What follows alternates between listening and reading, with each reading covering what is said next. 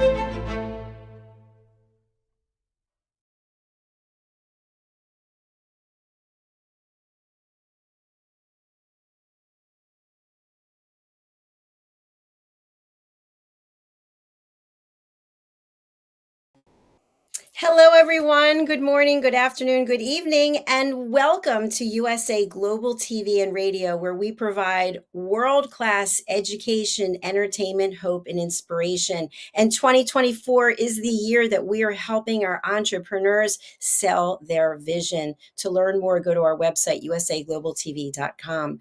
I'm JACALYN KERBECK, and today our show is the United Kingdom News and Culture. Sometimes I feel like I should be doing an episode of National Geographic with what's going on outside my window, but that's another story for another day.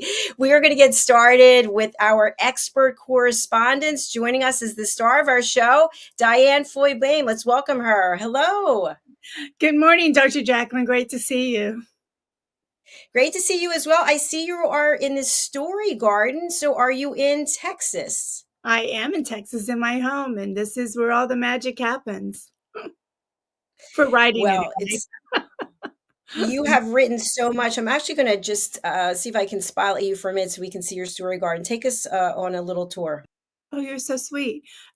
Well, looks like I have a flower growing out of me, but that is a giant sunflower that I painted. It's from Florida up to there, so almost to the top. And sunflowers I've always been around. And it was my daddy and mom's favorite flower. So I painted it, and it's actually three-dimensional in some ways. And you can see my mom, my dad's way up at the top. And if you see some crowns, that was from former days. And but the books are the most exciting thing. And that's what I really pride myself in, is having parents have story gardens. So I'll share that on another day with you.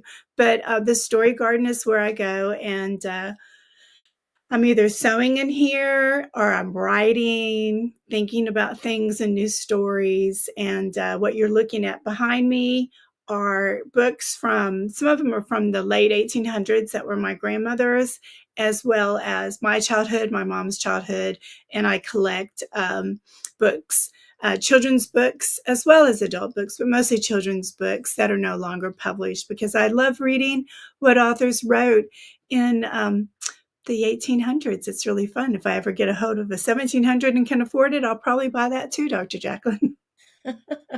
Thank you so much, Diann, for taking us on that quick tour. And I know people can find out more about what you're doing. They can go to your website, diannfloydboehm.com. That's correct. Thank you, Dr. JACALYN. Thank you. And I'm excited to welcome our expert correspondent from Scotland, Simon MacDonald. Welcome.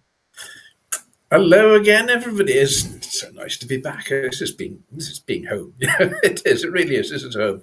So thoroughly enjoying it and looking forward to today's show, as I always do. Fantastic. You do such a great job with your presentations, educating all of us. We really appreciate it. I know you've got a hot topic for us today. I want to say hello to HELENA CHARD, who is not able to join us. We miss you, we love you, and we look forward to seeing you next week. So, Simon, we're going to have a little bit of a go around in conversation, but what is the topic you will be discussing today? Well, this week, again, it's actually a follow-on in many respects from last week's presentation on Mary, Queen of Scots. It involves conspiracy, it involves murder, it involves royal families, and it's all about the Palace of Holyrood House, which is the official residence of for the royal family when they come to Scotland. Balmoral, everybody knows Balmoral, but that's really that's their holiday home. But when it comes to official things, then the Palace of Holyrood House is the place. Why do you think it is that we have such a fascination with the negative side of life, with murder and all the darkness? Why is it just as humans we are interested in this? Because we're all survivors, I suppose. We haven't been bumped off yet. Yeah, I know it is sort of bizarre. Sort of some people call it escapism. I sort of say, well, escapism from which prison? Yeah, it's I don't know. It's a hot topic. It sells newspapers, and I think a lot of the fascination of murder and mystery stems from newspapers, because that's where they make their money from. People see a good juicy story, wow, we'll get that, and or a bit of scandal, and they'll get that. Sadly, there's too much negative news goes into newspapers nowadays, and because simply it's marketing, it's selling their product. And that, I think, is where the fascination, and it's maybe fascination is a slightly wrong word to use, but this fixation on on things that go wrong in people's lives. So yeah, it really is interesting. It is interesting. Yeah. I was just going to say, if we're watching the news and we see a story about a real life murder or torture, we're horrified. But if it's on Netflix, we're like, yeah, that's cool. Let me settle in for that. That is so true. That's so true. That's it. Yes, I mean, fantasy is sort of a dividing border to reality, and I think there's actually quite a thin line separates the two. So it's like sort of genius and and madness. There's a very, very fine line separates the two as well. So yeah, it is. It's just a fixation that people have on things like that. But you're right. You look at a murder movie on Netflix, and you're sort of on the edge of the seats thinking, "Oh yippee! What's going to happen next? Who's going to get bumped off next?" It's in real life, I don't think most people would do that. No, definitely not. Diann, what were you going to say? Well, mine was sort of on a different topic. I was just curious, and you'll probably tell us in the presentation, but when Scotland was totally independent, was this house where the kings lived as well, the Scottish kings?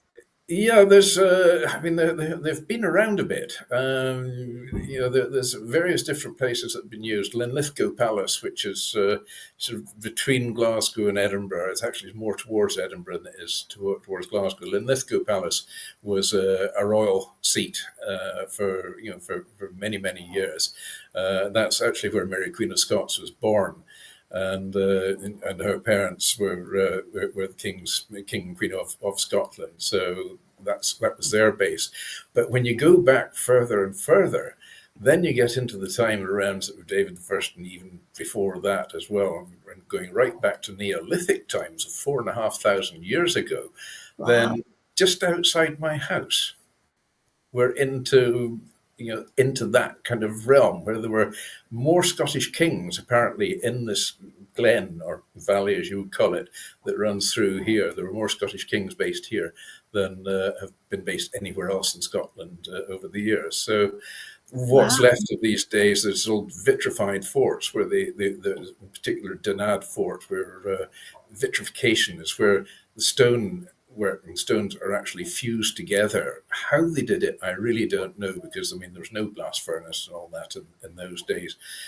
So it's the stones fused, which makes an incredibly strong wall, far stronger than you get with cement and plaster and so on. So these walls are amazingly tough, and they still exist today after 4,500 years. And the kind of weather, the conditions you get here, believe me, pull anything down. So it's quite extraordinary. And then you've got the standing stones. I think the world has heard of Stonehenge down in England. These columns of stone. Well, we've got lots of that here. I mean, they're the standing stones, and they're laid out in all sorts of patterns and so on, which there's all theories as to what it was about. Was it astrological? Was it sacrificial, going back to the murder and mayhem? Or was it just purely a place of worship? We just don't know. Because there was no written history in those days. But in this glen here, which is about 2 or 3 miles long, there's lots of burial mounds going back to the Neolithic times, and then there's lots of settings of the standing stones. One set in particular, which is very accurately laid out, and there's a lot of work going on to try and work out why that was done. So a pretty historic area, this. Historic people, like me. None of us are getting any younger, and I just seem to be aging by the hour. Well, that's a good thing, because the other choice is not so good. So, Simon, I'd love to have you fill us in on any news that's taking place over in Scotland, keeping us up to date. Well, going down south of the border into England, sure, then, of course, we've all heard about King Charles has been in hospital having a prostate procedure. And at the same time, the Princess of Wales has been in the same hospital having an abdominal procedure as well. So she's keeping very quiet about what it is, and I respect her privacy, and I think she's absolutely right. I mean, she's entitled to a bit of privacy there. Anyway, they both left hospital at the beginning of the week, both on the same day. They're going to be out of action for a few weeks to come yet. I think King Charles, I was about to say Prince Charles there, I can't get my head around this because I've lived with the Queen for so long, that 70 years, just about all my life, I've lived with the Queen on the throne. I was actually about a year or so when her father was king as well. So if this is 2 kings and 1 queen I've got through so far, how many more will I manage? But anyway, they're doing well. I think King Charles will be probably back in action before Catherine. So yes, but I wish them both very well.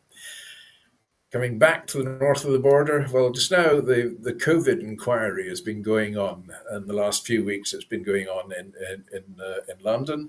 They've now shifted up to Edinburgh and see if they can hammer a few Scots on that one as well. So today, Nicola Sturgeon, who was our First Minister for a few years there, she is in the hot seat today, getting a good grilling. And she's actually a very clever orator, a very clever speaker, and so she's holding her own extremely well.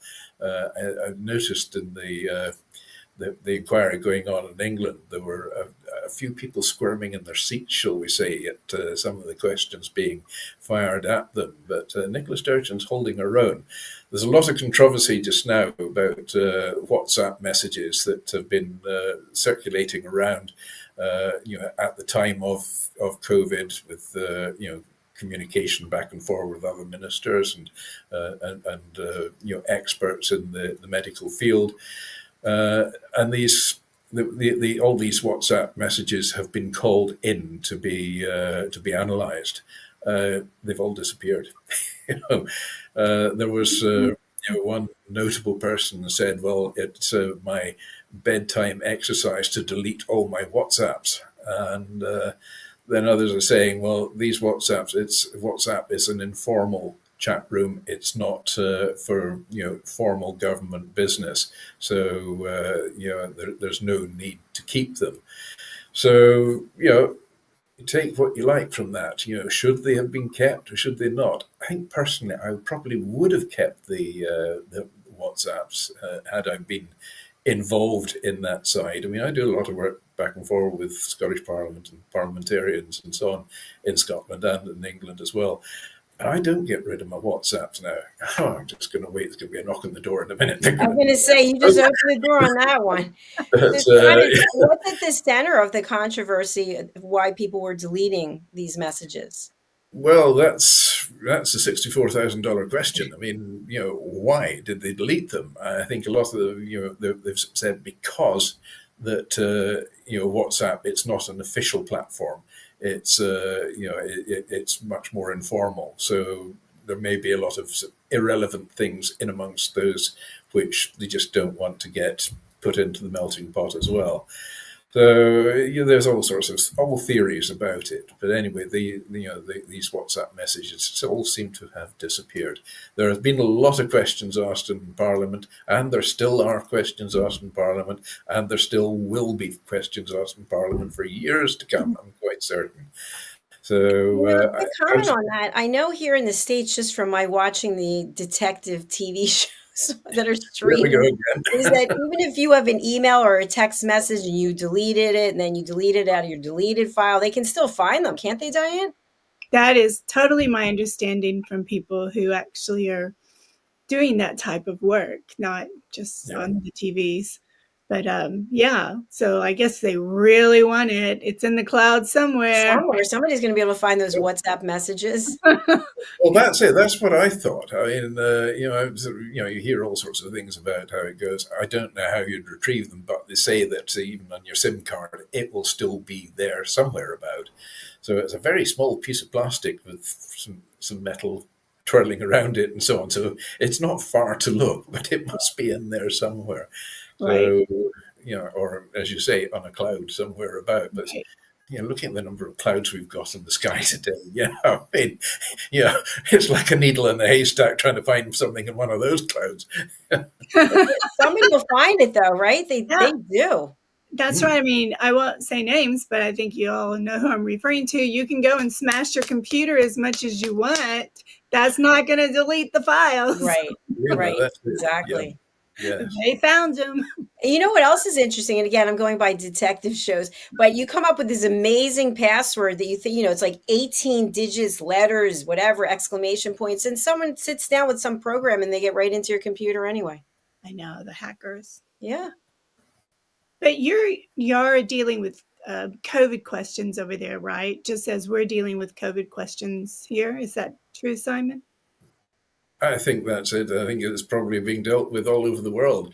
They want to get that one out of the way before the next pandemic comes in, whatever that's going to be. So the doom and gloom merchants, of course, are out saying, "Oh, the next one's going to be an awful lot worse than the last one." And oh, great,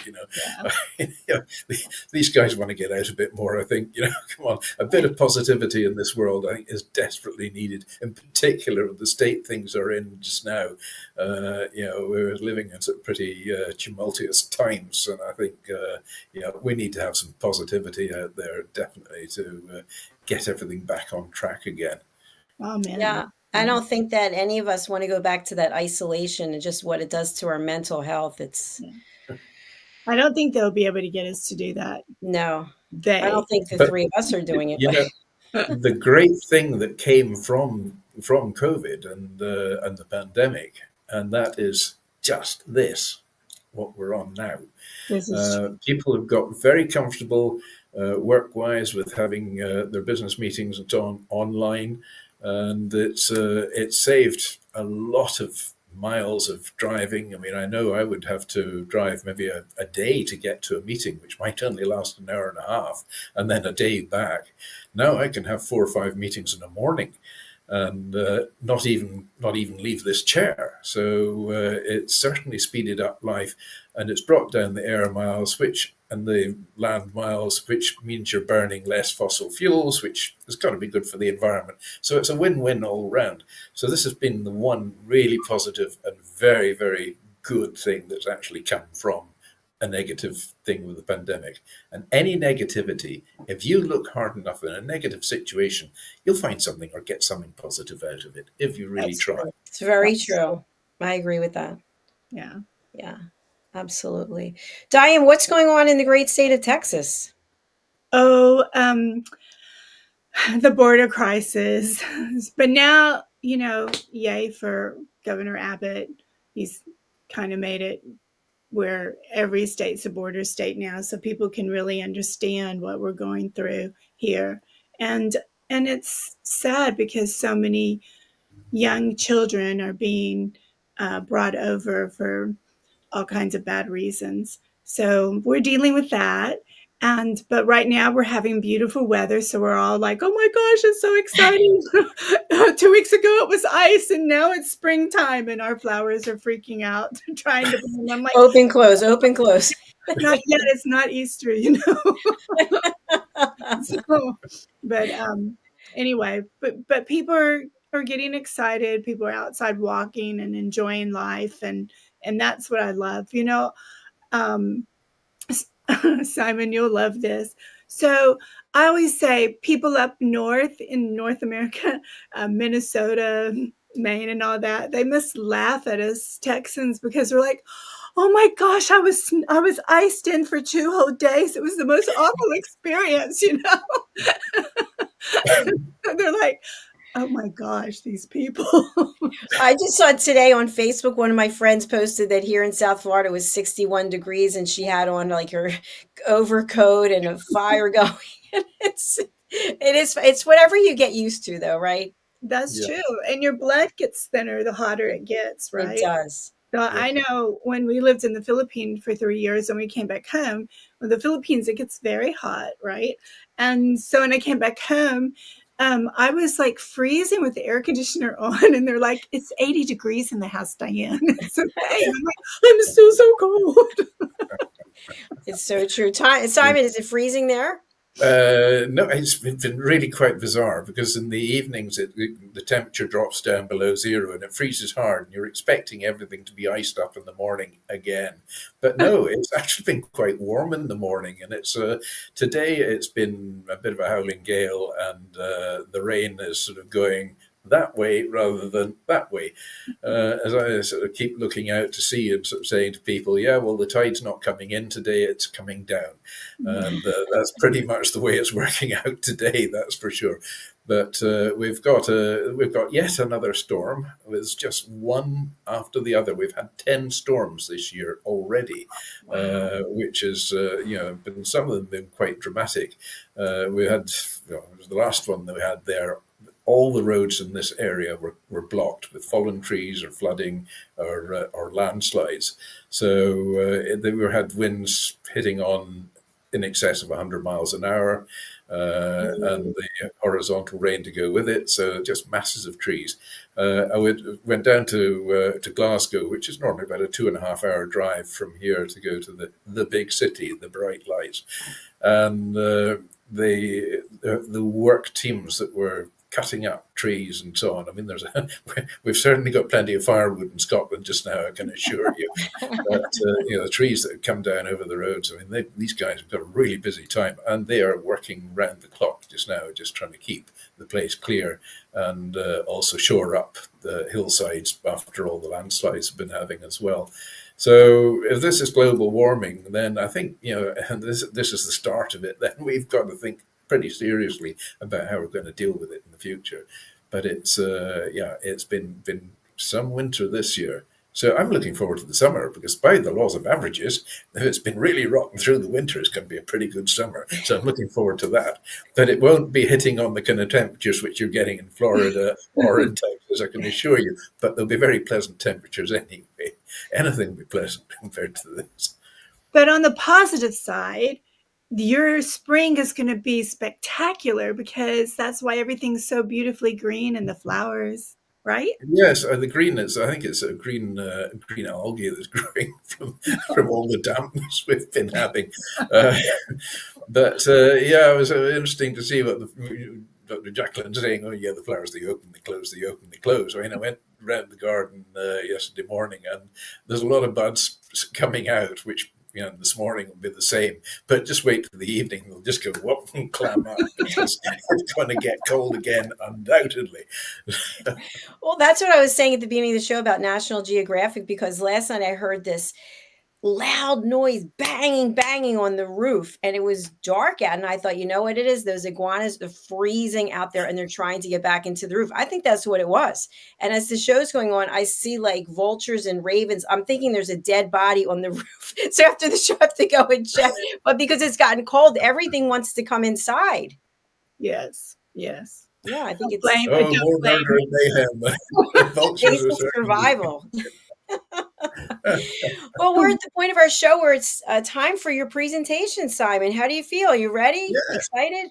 Yeah, I'm ready. I'm ready anytime at all. Because today I'm actually sort of really giving you a bit of a tour of the Palace of Holyrood House. It's, as I said earlier there, it's the official residence of the British monarch in Scotland. And it's located at the foot of the Royal Mile in Edinburgh, which is a beautiful, long, straight going up a hill.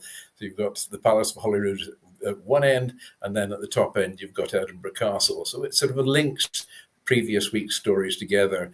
And just across the road from the Palace of Holyrood, we've got the Scottish Parliament, which is just known locally as Holyrood, as opposed to Hollywood. So at the opposite end of the Royal Mile, as I say, we've got Edinburgh Castle. The Holyrood House, as it's often just referred to, has served as the principal royal residence in Scotland since the 16th century. And it's a setting for state occasions and official entertaining as well now. In Charles III, he spends 1 week in residence at Holyrood House at the beginning of summer, if we get one, where he carries out a range of official engagements and ceremonies. The 16th century historic apartments of Mary Queen of Scots, who we spoke about last week, and the state apartments are used for official state entertaining, and they're open to the public throughout the year, except obviously when members of the royal family are there in residence. So the Palace of Holyrood House, it was actually designed by Sir William Bruce and built between 1671 and 1678, with the exception of the 16th century Northwest Tower, which was built by James V. The palace, it's laid out around a central classical style 3-story plus attic quadrangle layout. And the 16th century Northwest Tower is balanced with a matching Southwest Tower. They're each with a pair of circular angled turrets with ball-finialed conical bell-cast roofs. The towers are linked by a recessed 2-story front with the central principal entrance framed by giant Doric columns and surmounted by the carved royal arms of Scotland. Above the arms, a crowned cupola with a clock rises behind a broken pediment, which is supported by dolphins, on which are 2 reclining figures.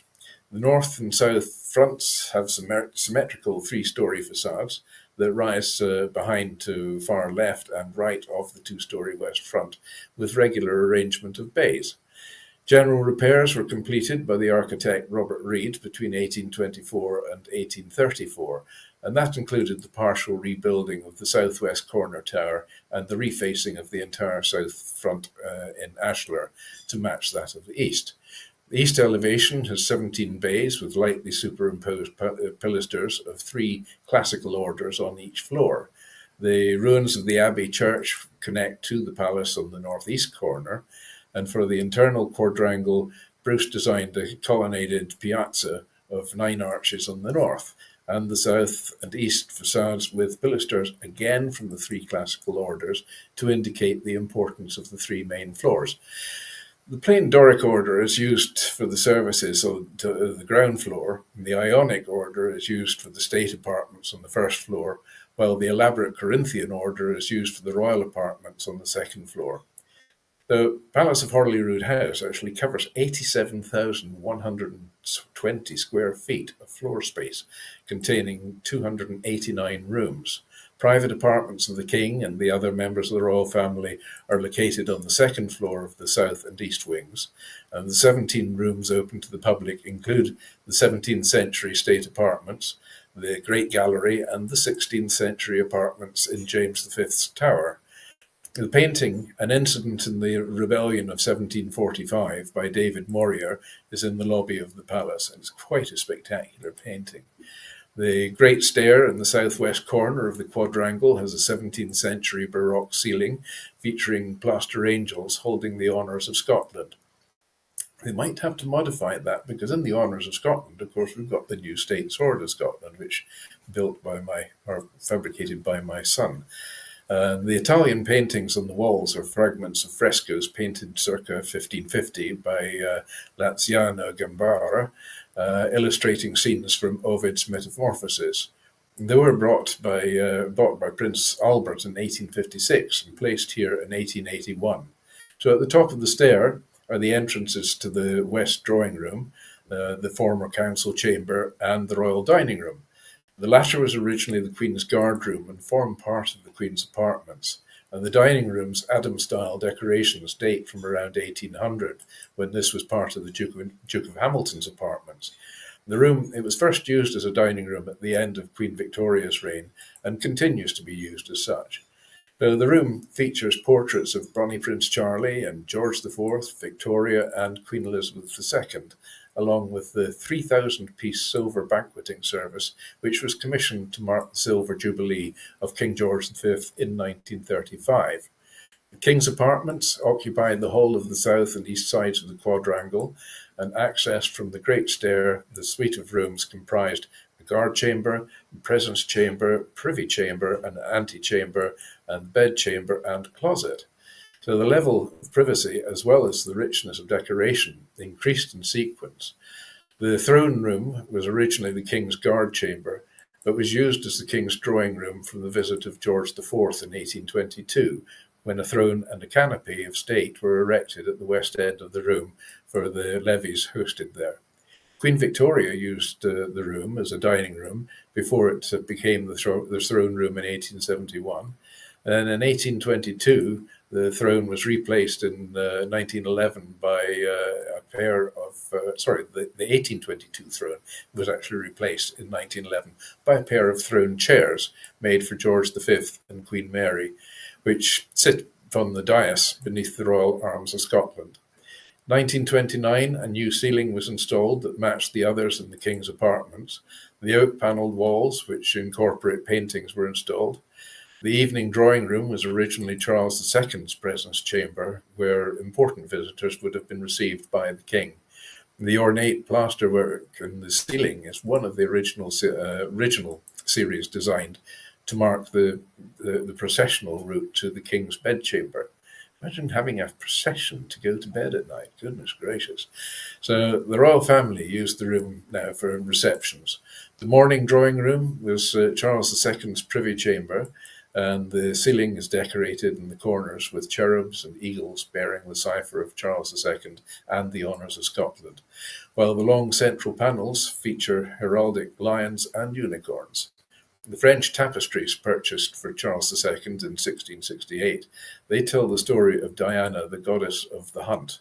Charles III uses the morning drawing room to give private audiences to the First Minister and the presiding officer of the Scottish Parliament. Other visiting dignitaries as well, of course. King's antechamber, bedchamber, and closet are laid out along the east side of the palace. The King's bedchamber at the centre of the east facade has the finest of the 17th century plaster ceilings, augmented by paintings of Hercules by Jacob de Vet II. The 17th century state bed has been in the palace since 1684 and was probably made for the Dukes of Hamilton, although it was long referred to as the Queen Mary's bed when occupied by Mary, Queen of Scots, in her rooms. The King's Closet was designed to be the King's study, but the Great Gallery, at 150 feet in length, is the largest room in the palace and connects the King's Closet on the east side with the Queen's Lobby in James V's Tower to the west. The gallery features a pair of black marble chimney pieces with Doric surrounds, framed by Ionic pilasters. And the most notable decorative feature of the gallery are 96 of the 111 original portraits of the Scottish monarchs, beginning with the legendary Fergus I, who ruled from 330 BC. So it goes back a long way. The Dutch painter Jacob de Vet was commissioned by Charles II to paint the portraits illustrating the monarchs from Fergus I to James VII. The portraits were completed by 1684 and 1686, and they celebrate the royal bloodline of Scotland, which the Scots upheld for its continuity and antiquity as an important part of their national identity in the 17th century.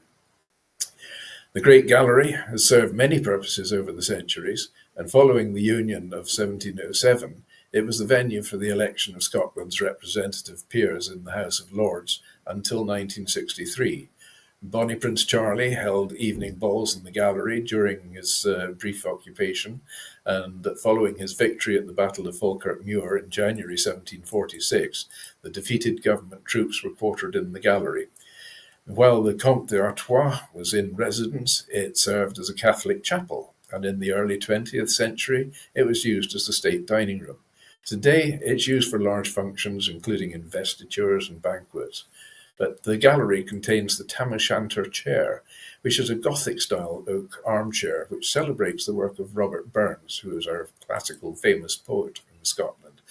And we've just recently celebrated Burns Night, which is a fantastic occasion here. There is much whiskey, much merriment enjoyed by all, and reciting of Burns' poetry. Of course, we all know the famous at New Year we sing Auld Lang Syne, which was written by Robert Burns.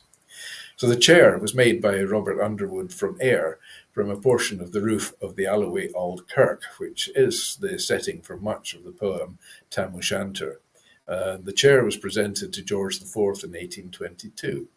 So the suite of rooms on the first floor of James V's Tower is accessed from the Queen's Lobby and comprises the Queen's antechamber and the Queen's bedchamber, leading from which are the two turret rooms or closets.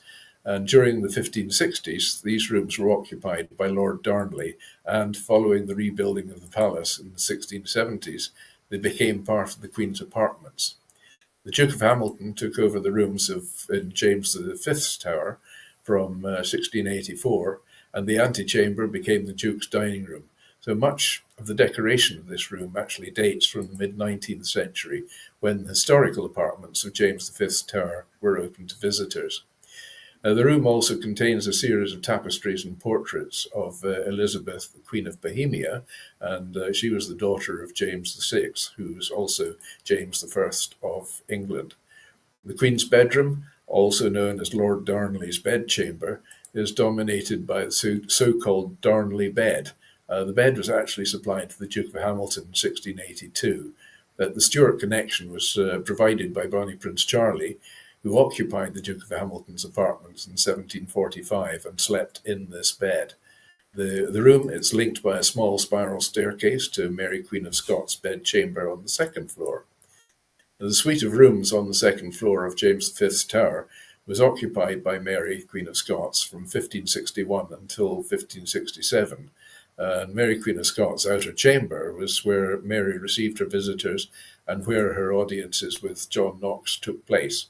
But it's also the room in which David Rizzio, who was Mary's private secretary, was stabbed to death, and his bloodstain can still actually be seen in the floor in the place where his body was left.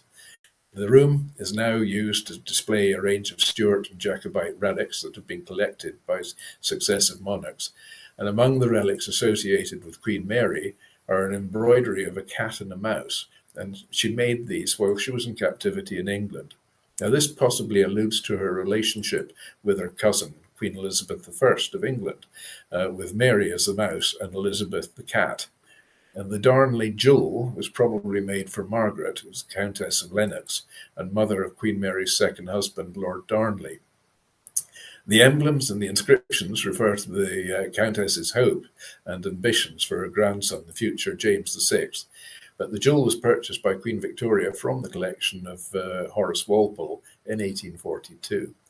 The memorial to Lord Darnley was also commissioned by Lord Darnley's parents after his murder and implicate Queen Mary in his death. So several of the inscriptions have been removed, possibly by James VI, depicted as a child in the picture mourning his father. The compartmented oak ceiling in Mary Queen of Scots' bedchamber dates from Queen Mary's time, and the monograms IR, which means Jacobus Rex, and MR, which is Maria Regina, refer to her parents, who is James V and Mary of Guise. Below the ceiling is a frieze painted in grisaille with the honours of Scotland. The Palace of Holyrood House, along with Buckingham Palace Garden and Windsor Garden, was actually excavated on the 25th to 28th of August in 2006 as part of a special edition of Channel 4 Television's archaeology series called the Time Team. Now, the archaeologists uncovered part of the cloister of Holyrood Abbey, running in line with the existing abbey ruins, and a square tower associated with the 15th century building works of James IV was then discovered. The team failed to locate evidence of the real tennis court, which was used by Queen Mary to the north of the palace, as the area had been built over in the 19th century. An area of reddened earth was discovered, which was linked to the Earl of Hertford's burning of Holyrood during the rough wooing of 1544, which we mentioned again last week in our piece about Mary Queen of Scots. So among the objects found were a seal matrix, which is used to seal the wax seal for correspondence or documents, and a French double Tournois coin, which was minted by Gaston d'Orléans in 1634. So there we have everything you need to know about the Palace of Holyrood House. It's a beautiful building. It's really, really lovely. And it's a stark contrast in architectural style to the ultra-modern Scottish Parliament buildings across the road. And the Scottish Parliament buildings, they still worry me a lot because, you know, we have some clever architects in Scotland, but we got a Spanish architect in to design this one. And the glass roof dome panels in the top of the room, they're made in the shape of upturned fishing boats, which at the time said a heck of a lot about the state of our fishing industry. So that building bothers me a lot. And everybody says, but it's the most important building in Scotland. Well, it used to be a brewery. Now, you don't get much more important a building in Scotland than a good brewery. And it was the biggest of the breweries as well. So that was an important building. So. I love some of the pictures, especially this one. Yes, that's Mary Queen of Scots' bed. It's pretty nice looking bed. It's a very spooky room. Could you spend a night sleep in that one? What is that a crypt? What is that on the other side? It looks like a tomb. Could be. I guess it's a dresser, right? That is actually, I think that is what you would call a kist, which is like a big trunk, basically. A trunk. It's an all-in-one. It fits your clothes and your bodies. Yeah. And it serves a multitude of purposes. You've heard of the expression, something for the bottom drawer, have you? I haven't heard that one. That comes from the Scottish kist or trunk, because usually they had a drawer in the bottom where you'd keep something that all the keepsakes would go into that wee drawer in the bottom of the kist. So that's where the expression something for the bottom drawer comes from. I'm a mine of useless information at times, I really am. Yeah. No, I like it. I heard from one of our British friends yesterday, round the houses. I hadn't heard that one before, do you? Oh yes. So you're not going directly to the door. You're not going straight to the point. You're going up and over and around. Yes. Oh, yes. I mean, there's a lot of these things as well. I mean, there's I mean, I used to have a food smoking business, which was in a very, very remote area of the West Highlands. I'll tell you about that one day. And from food smoking, there's actually quite a few expressions come, and hanging on tenterhooks is one of them. Because in the old days, you would have these long wooden bars with hooks through them, and when they were making kippers or smoking herring, then they would hang them by the eye sockets on those. And at that stage, the herring would be very delicate when you hang them up. So you get the odd one because it was so delicate, they'd drop off the hooks and so on. So a very precarious position to be in. So that was hanging on tenter hooks. And these bars were called the tenters. So, Diann, we can't hear you, but you're not on mute, so I don't know what's going on. Sorry, I was coughing earlier, so I put myself on mute. Okay. So I want to go back to this fabulous presentation you did. So there is an entrance for the king and the queen. They could have like their own private entrance, correct? yes. So, but did they also have like secret entrances that no one knew about, so they could get their Yes. separate Yes. sneak a So they separate could be, person? so they could be a little bit naughty, yes. Yes. But these were, usually built under the excuse it's an escape route.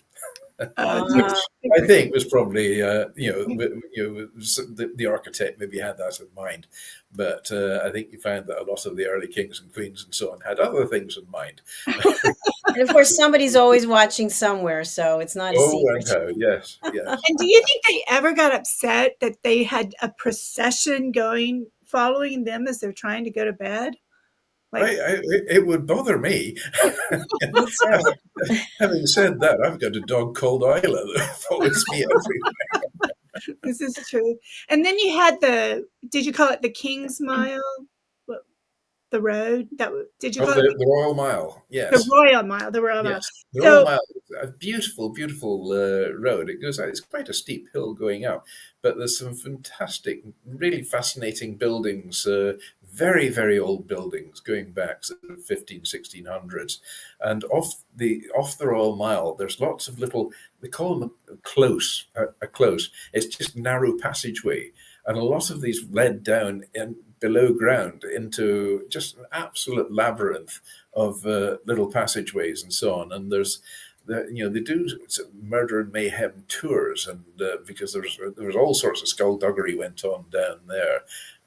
Quite fascinating. I'm going to research into these sometime and have a serious look at what's what. But it's seriously haunted in that part of Edinburgh as well.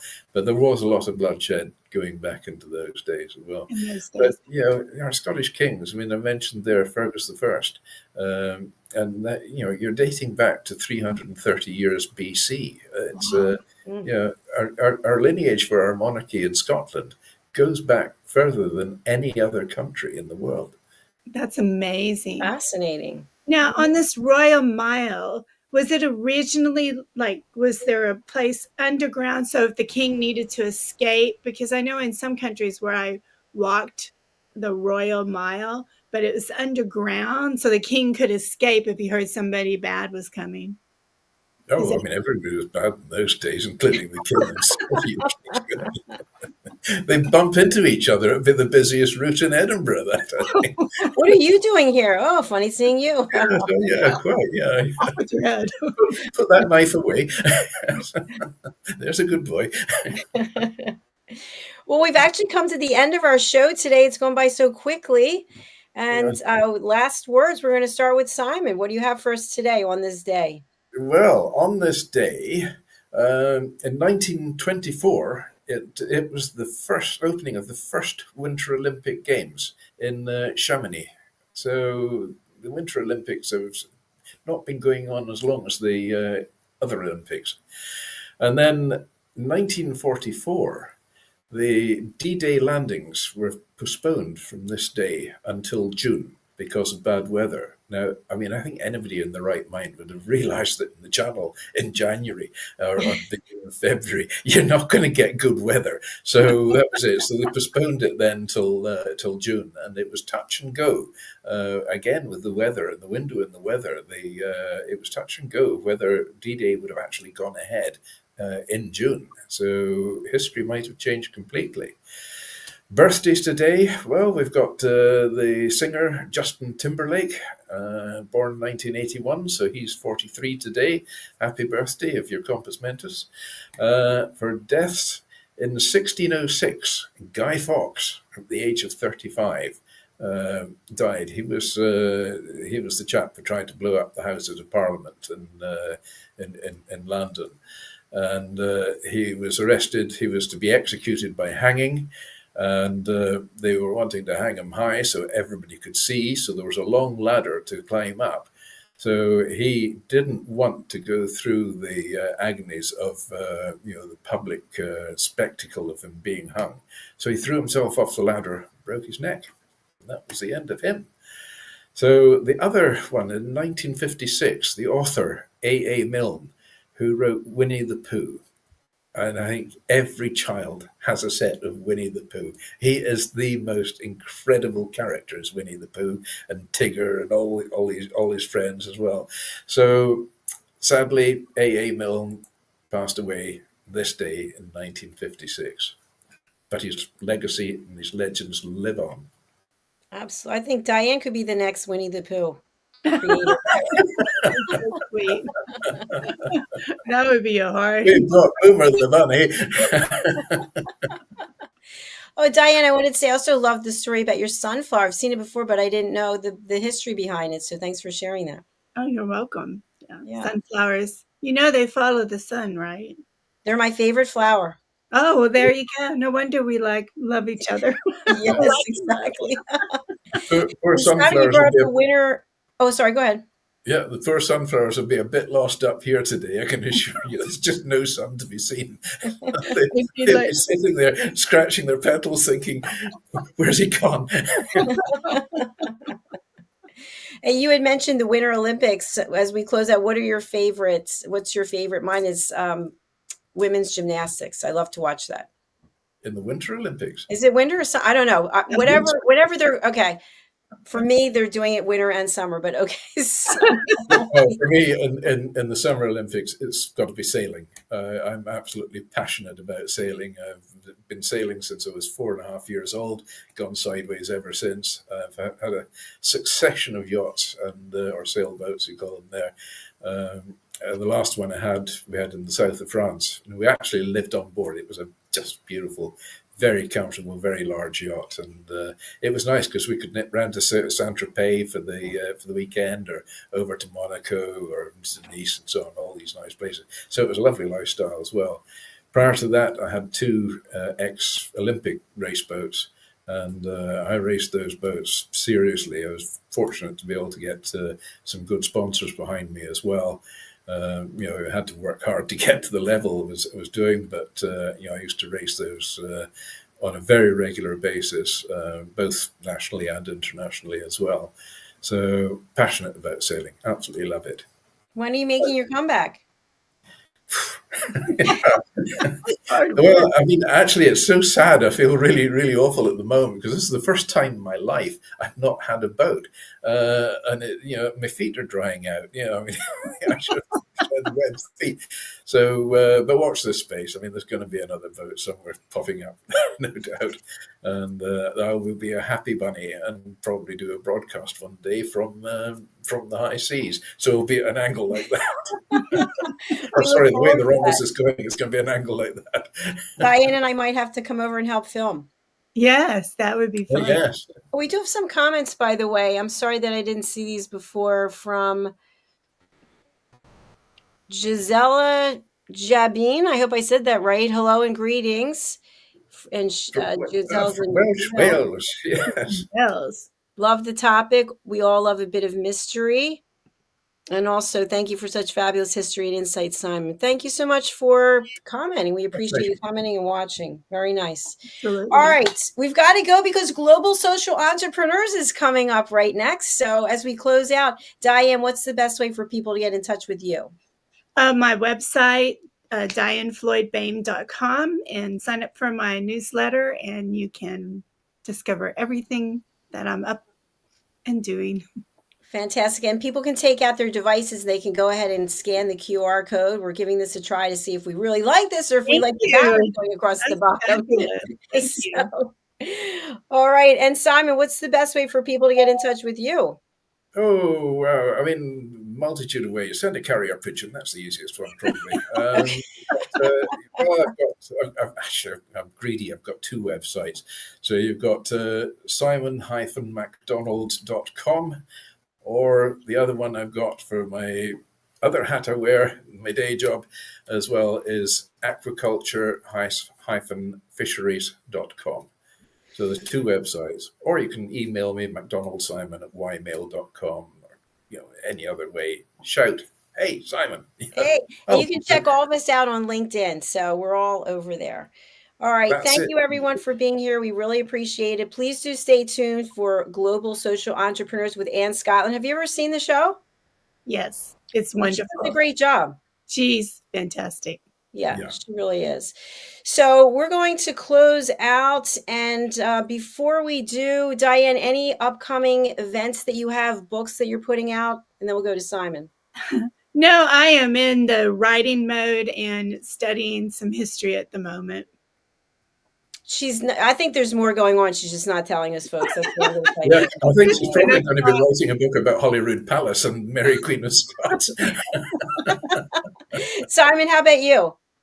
Oh, I'm just busy. I've got consultancy projects running all over the place at the moment. I've got one in the States. I've got one in Kenya, one in Zambia, one in Switzerland, Wow. and another one going on in Scotland as well. Apart from that, I've got another book in the making just now. It's the editing stage, so that'll take forever. And then looking at a Mark II of A Rhyme in Time, which will be of a similar theme as well. So I like to keep busy. Yeah, if you don't look forward to a Monday morning, it's time for a career change. I've got several careers I can play with. I can go. Ruby Bell Tolls. All right, we have to go. Let's take a look at this book trailer for Ruby Takes Chicago. Stay tuned. Thank you. Bye, everyone.